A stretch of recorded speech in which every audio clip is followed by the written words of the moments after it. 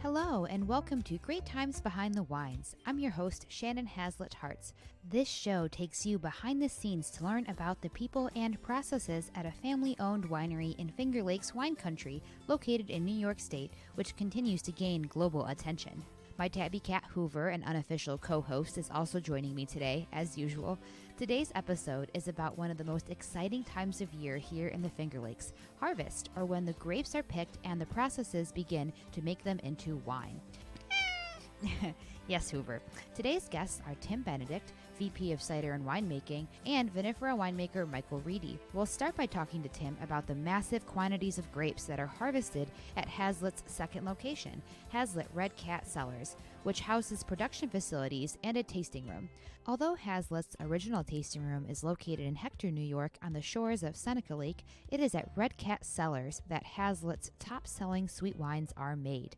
These include Hazlitt's family of cats, which are Red Cat, White Cat, Pink Cat, and Red Cat Dark. Brambleberry is another top-selling wine made at Red Cat Cellars, and it offers lush red and blackberry flavors that pair well with chocolate. Tim, now could you please share what your day-to-day is like as the Vice President of Cider and Winemaking here at Hazlitt Red Cat Cellars?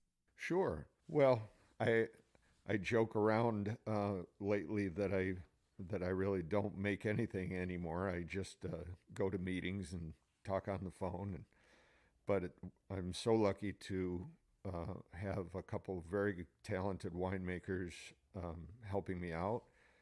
Michael Reidy and Hector, that oversees our Viniferal program, and Rob Degnan in Naples, who does what we call our core brands, the Red Cat and associated wines. He also does our White Stag, our white hybrid wine, and Rob is also our what we refer to as our rock star cider maker, and he has taken that on full force as really learning the cider, because we kind of got into the cider game, later on. We've been making wine for a long time, but cider was fairly new to us, and it was interesting how I think wineries, and especially wineries like us that in the Finger Lakes that specialize in wines like white wines like Riesling, that translates over pretty easily to cider. So we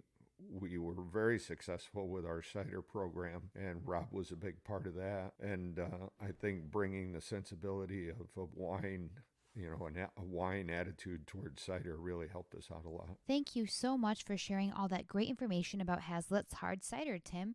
For our listeners who may not be familiar with it, it's called Cider Tree, and I'm sure we'll have a future episode with Rob as a guest to talk more about it. For today's show, it's fall, so that means it's time for harvest in the Finger Lakes. How many harvests have you participated in throughout your winemaking career? And when does harvest usually begin for Hazlitt? Well, we always begin, for me, I lose track because it's been so many, but it's 30, 32, something like that. Harvest. The bulk of the grapes that we bring in are brought in over in Naples, and a lot of that goes into Red Cat and associated product. And our harvest window, when I tell people, it's basically Labor Day to Halloween. We always do our best to give everybody a Labor Day weekend and not get started before Labor Day weekend, so everybody can have a little breath before the craziness hits. And usually the first thing that comes in is Niagara for White Cat, and then it's pretty packed schedule right up until Halloween. We usually aim for Halloween as a cutoff point and try to get everything in, because once you get into November, the weather changes, and then you have mud and rain and stuck harvesters and leaves falling off and all kinds of other problems, and the cold, so and early frost. So we really try to plan everything so that we can get everything in before Halloween. And we made a pretty significant investment in the press plant over in Naples so that we could accommodate the volumes that we wanted to do, and it's pretty nice. We have 350 hectoliter presses in Naples, and we can press upwards to 200 ton per day. And to put that in perspective, most of the Finger Lakes wineries, 200 ton is a good year, and we can do that in a day. So we're probably going to crush in Naples this year close to probably about 2,500 ton of grapes to support our Red Cat line of wines and some of the other projects that we have going on. Wow, those are some pretty amazing numbers. Now, does the crop amount fluctuate much year to year? Not a lot. No, not a lot. It's been pretty consistent. And every year you'll have a little bit of an ebb and flow. This year in particular, we had a couple different frost events in May. For context, this interview is taking place in September 2020. And the grape buds had already burst and the young shoots had come out, and we had frost. So there are anywhere from 40 to 90% losses in a lot of the Labrusca vineyards. And Labrusca meaning the native grapes for this area, the eastern and northeastern grapes that we use for Red Cat and White Cat and those other products. And those are grapes like Niagara and Concord and Catawba. They're hardier grapes, but they tend to get going a little bit earlier than the Vinifera, which is the classic European style grapes like Chardonnay and Cabernet and Riesling. So the Labrusca grapes tend to burst their buds a little bit sooner, and that didn't work out so good this year. So as far as consistency year to year, we will have a year like this where we're going to struggle to get enough, and that means that we're going to be working to maybe bring it. So maybe next year it'll be a little bit bigger, but overall, it's fairly consistent. That's good. Sorry to hear about this year, but could you just describe some of the things that you do year to year, some of the processes that take place during the harvest season? Well, a lot of the things that go on is coordinating with growers. So for Hazlitt, all of our Vinifera production and what we call our diamond label wines they're all estate grown, and estate grown means that the grapes are our grapes grown on our farm, and the wine is made in our winery. So from start to finish, we have control over every bit of the process, and it's all part of our operation, Red Cat and the like. Most of those grapes we purchase from area Finger Lakes growers, Seneca Lake, and a lot of it comes from Cuca Lake. And we even have a few growers on Canandaigua Lake now that we have taken up residence in Naples. We've gotten to know some of the folks over there, and we said, maybe we ought to bring in some of the local fruit nearby. So now we're covering 3 different lakes with the grapes that come in. So there's a little bit of coordination to go on with that, and talking with the growers.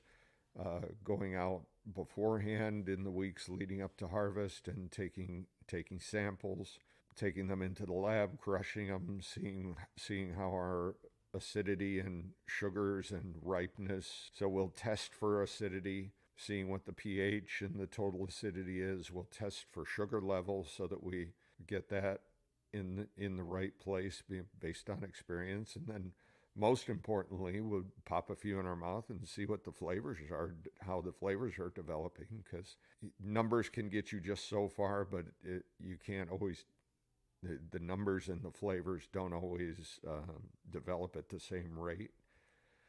So once we have identified that we're getting close to a time where we should be bringing those grapes in, we talk with our growers or here with the Hazlitt Vinifera wines, we'll talk with John Santos, our vineyard manager, and decide to harvest, bring the grapes in. We run them through a crusher destemmer, which breaks the skins open and removes the stems. We add rice hulls at that point, and rice hulls are just what it sounds like. As part of rice processing. They take the shell out from around the rice, and that's a byproduct, and we actually purchase that, and we add it to the crushed grapes, because when the grapes go into the press, it's this large amount of goo, and you've got to get the juice out of it, and all the way to the center of all that mass inside the press, it's kind of hard to get that out. So these rice hulls kind of give a little bit of fabric to the crushed grapes that are in the press, and actually create little channels from the center out to the edge for the juice to be able to work its way out, rather than just, because there's so much pulp and everything, if you just squeezed it, it would just lock together like Jello. So this kind of breaks it, keeps it broken up, and allows the juice to get out and escape the press. So, and that's a lot that what goes on in a press day. There will be some additions that we make. We add some enzymes to help break down the pectins, and then we send it up to the cellar to be settled in the tank and begin the fermentation. That's a great description, Tim. Thank you so much. Now, you mentioned pectins. Could you please describe what you mean by that? Well, if you were to take a grape and open up the skin and take the seed out, it's the pulp that's on the inside of the grape, and part of that is pectins. It's the kind of the gooey, tasty part. Oh, yes, I know what you mean. Thinking of the flavors of ripe grapes straight from the vines brings back memories. I grew up right below rows of Gewürztraminer vineyards, and as a kid, I'd always get so excited when they were finally ripe enough to try in the fall. Now, would you say those flavors you get from trying the grapes out in the vineyards are just as important as the numbers you will get in the lab in terms of characteristics such as acidity and sweetness? Mm-hmm, very much so.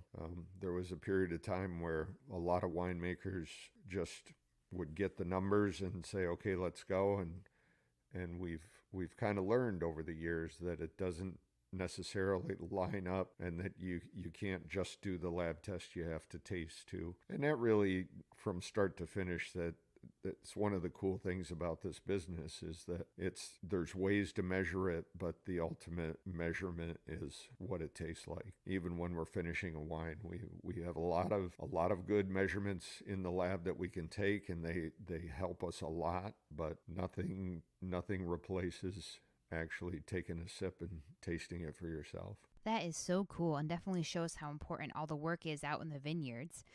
Now, Tim, could you please describe the harvest season in the region, such as the smells, sounds, and community atmosphere? Well, it's action-packed, that's for sure. Even just going down the road, there are a lot of trucks with bins of grapes on it, and we usually will bring in some extra folks to help us, so a little extra seasonal help. And the atmosphere on the press deck is usually pretty exciting. It's only a couple months out of the year, a month and a half, 2 months.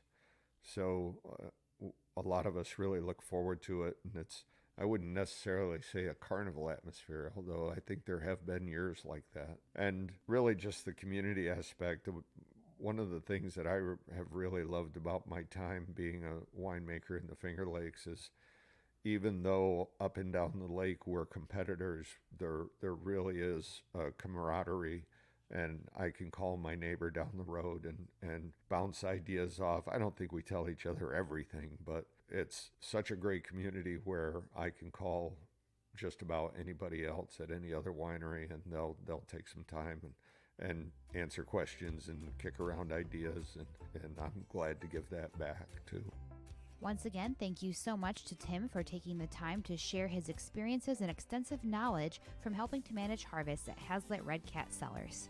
Now let's chat with Michael Reidy, Hazlitt Vinifera Winemaker, about the processes of harvesting Hazlitt's small batch Vinifera wines. Like Tim mentioned earlier, Vinifera is a term that refers to grapes that originate in Europe. These include Chardonnay, Cabernet, such as Cabernet Franc and Cabernet Sauvignon, and Riesling. I spoke to Michael at Hazlitt's original tasting room location on the eastern shore of Seneca Lake, about 10 miles north of Watkins Glen, which is at the southern tip of Seneca Lake. Fall means harvest is coming. About how many harvests have you participated in, Michael, throughout your winemaking career? This will be my 15th harvest, actually. 14 of them were 14 here at Hazlitt's, and I did one when I was finishing up school as an intern at Sheldrake Winery back in 2006. Oh, nice. And when does harvest usually begin for Hazlitt's and in the region? It really depends on the year. This year we had a late start to the season, and it was cool and kind of rainy to start off with. And then we got all that intense heat, but actually the vineyards do shut down if it gets too warm. So 90 degrees, you don't want to do anything outside. The vines don't want to do anything, so they actually will shut down. And as we're still getting all that heat and everything, it doesn't necessarily mean that the grapes are maturing at any particularly rapid speed. So we actually started picking grapes a little late this year, which was like the end of September, but a pretty standard year is the second or third week in September for the early varietals. Gotcha. Cool. And can you describe some of the processes that take place during harvest? Sure. Basically everything starts with the fact that we'll sample in the vineyards, and we look at numbers, which are basically sugar levels and levels of acidity and pH, and that's a kind of a good guidance for what we're looking at as the grapes mature. But the biggest thing for us is flavor. So we go out there and we decide the grapes taste the way we want to. That's when we decide we're going to pick stuff. After we do make that decision, the picking crew gets together in the morning, and we go out with our mechanical harvester. 99% of what we process here is machine harvested. It's more efficient. We have a smaller vineyard crew than a lot of other places, and we have a fair amount of acreage. So the machine harvester will go out and pick the grapes and deliver it back to the winery, and then we'll process them. The first piece of equipment that is important that it hits is a receiving auger, a receiving hopper, and that basically just brings the grapes into the process at a slow speed.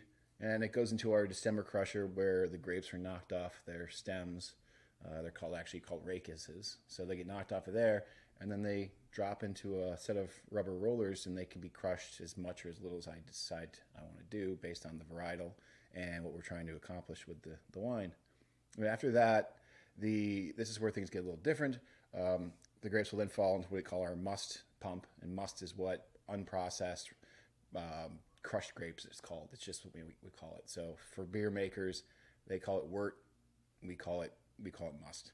So that's going to go, and the whites are going to go into our presses. So we have 2 pneumatic bladder presses, which basically just means there's a big balloon on one side of the press and slots on the other side, and it inflates and deflates over a course of about an hour and 15 minutes and yields us our juice. The reds don't ever see it pressed. They're going to go into that must pump, and they're going to go directly into a tank. And the reason for that is everything that makes a red wine is in the skins. So the color is obviously in the skins. If you rip open a red grape, the flesh is either going to be like a pinky color or pretty much white. And also the other thing that is there in the skins is the tannins. And tannins are the things that make your mouth dry and give that kind of, that texture to dry red wines. So that's what happens. And then at that point in time, be it the juice in the white juice is cleaned up, so it's nice and clarified. The reds are sitting in tank, and at that point in time, we add yeast, and then fermentation starts. Nice. That was a good overview. Thank you so much, Michael. Now, could you please describe what harvest is like here in this portion of the Finger Lakes on Seneca Lake, such as the smells, sounds, and community atmosphere? Well, community atmosphere is a nice thing. It's a younger area, and everyone is friendly. Everyone knows each other. So if you have an issue or a problem or a question, you call your friends or contact them, and there's a lot of camaraderie in that aspect. The sights and the sounds outside of the winery, it's kind of difficult to say. I mean, fall used to be my favorite time of year, and I miss it desperately. But everything is happening, and it's a lot of fun. So the sounds, if you ask me what the sound of harvest is definitely the press is running, and you can hear that. It's just big, basically sounds like an air compressor blowing up those things. There's also the sound of a tractor pulling into the driveway. Your grapes are coming, so you can be sitting around waiting for your grapes, or doing some other task, and you can just hear that tractor pulling in bin of grapes, and you're like, all right, time to go get the grapes. Here's a quick listen to what the tractors out in the vineyards during harvest sound like for those who might be wondering.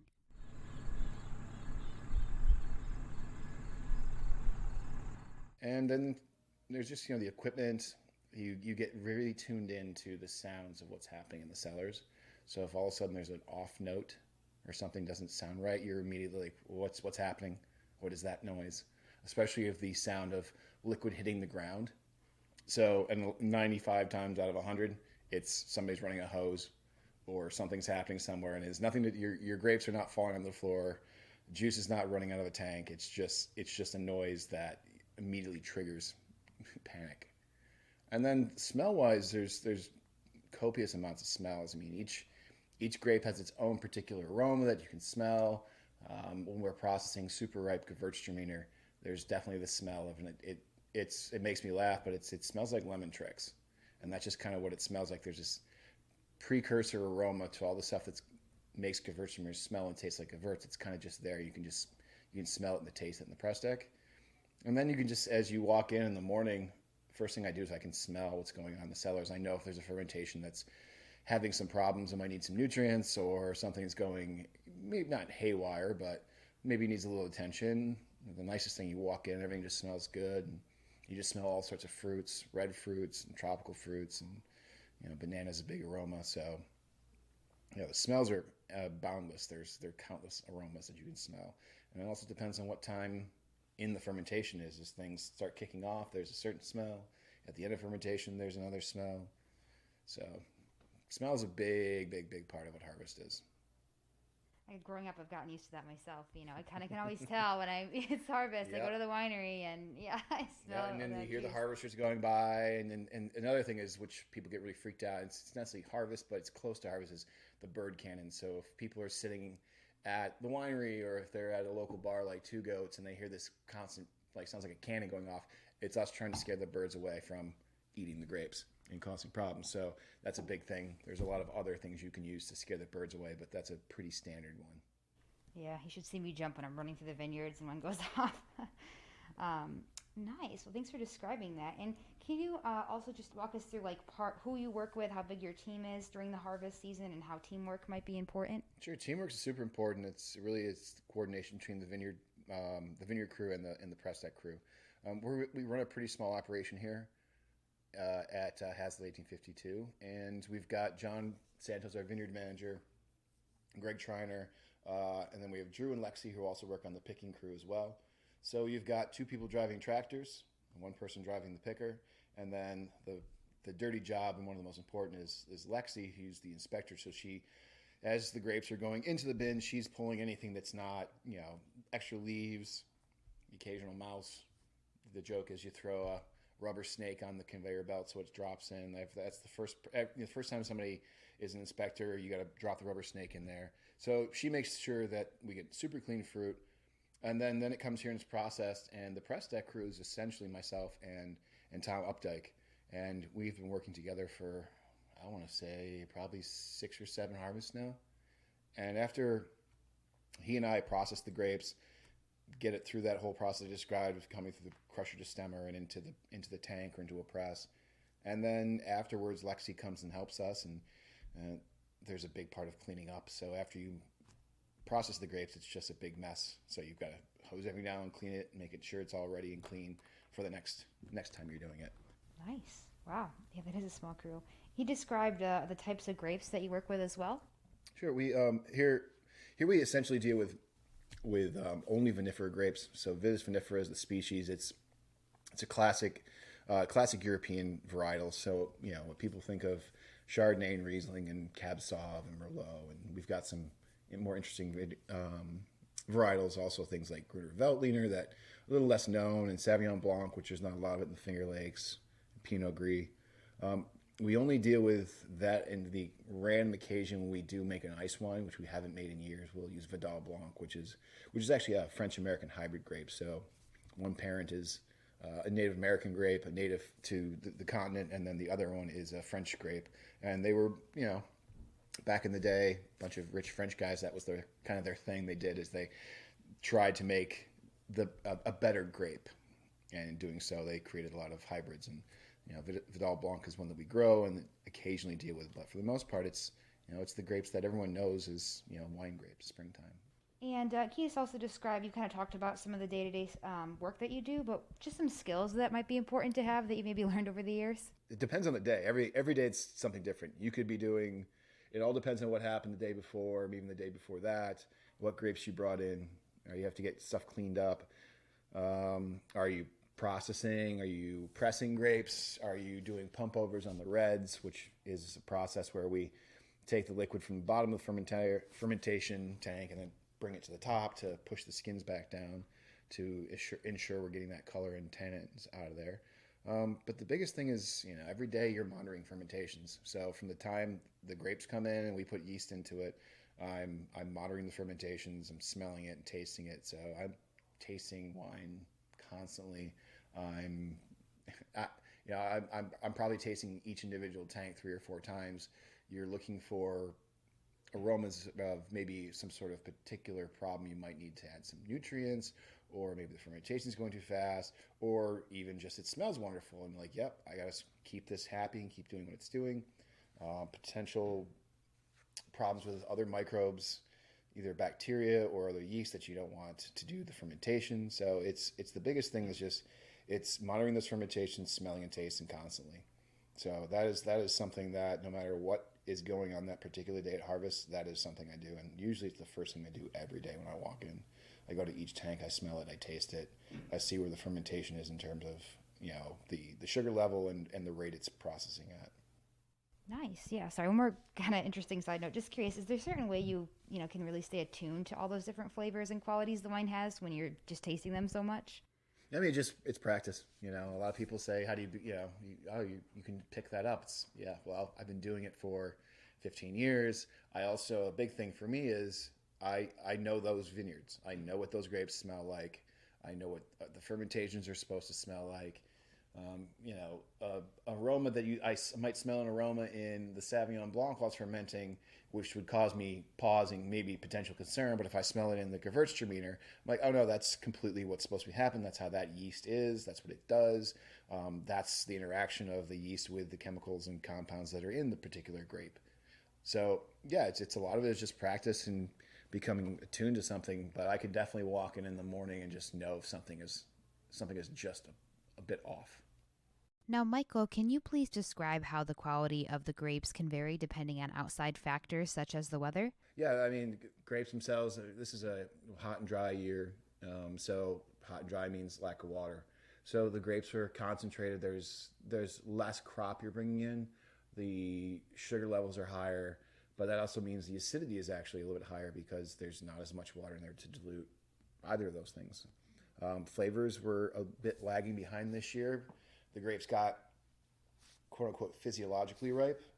So the sugar levels and pHs and acidity was at a certain level, but we held off to pick so we could get the flavors we were looking for.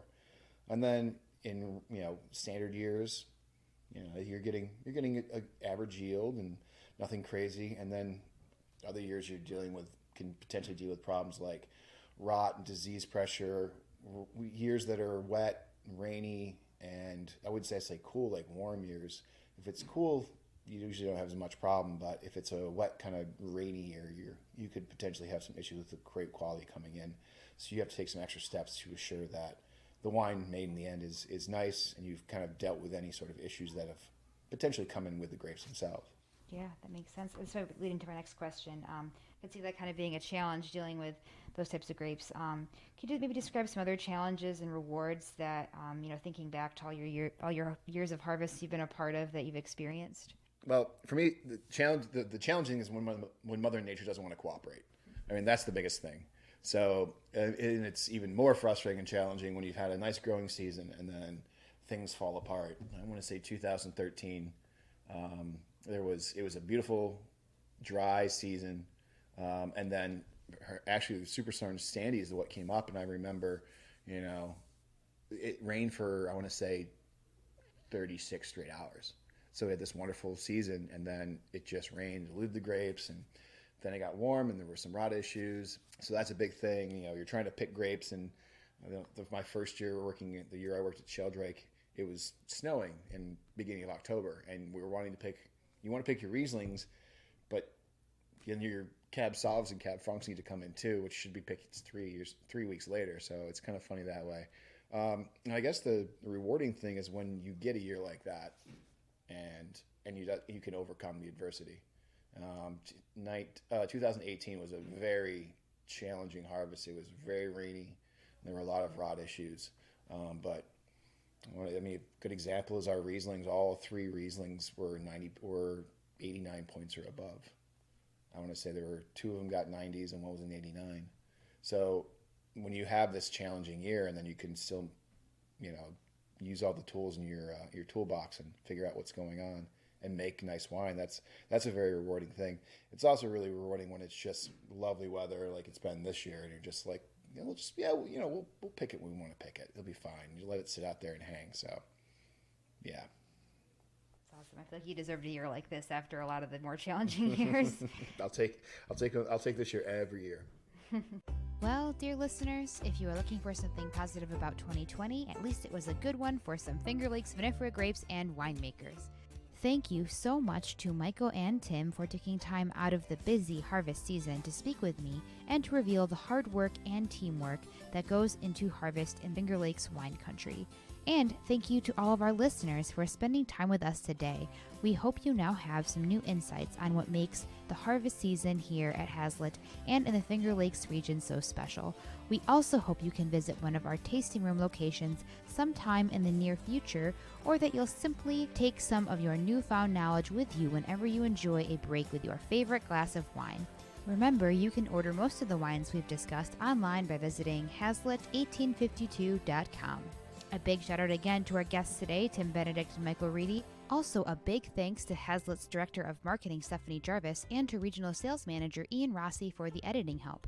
Finally, I'm very appreciative of musician Derek Strybeg for creating the cool custom music. We hope you'll tune in again next month for an inside look at what it's really like to work at a family-owned winery in the Finger Lakes. Until then, take care and cheers!